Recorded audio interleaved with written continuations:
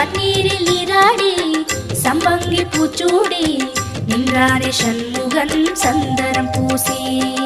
Om Saravana குஹ Saravana Om Saravana குஹ Saravana.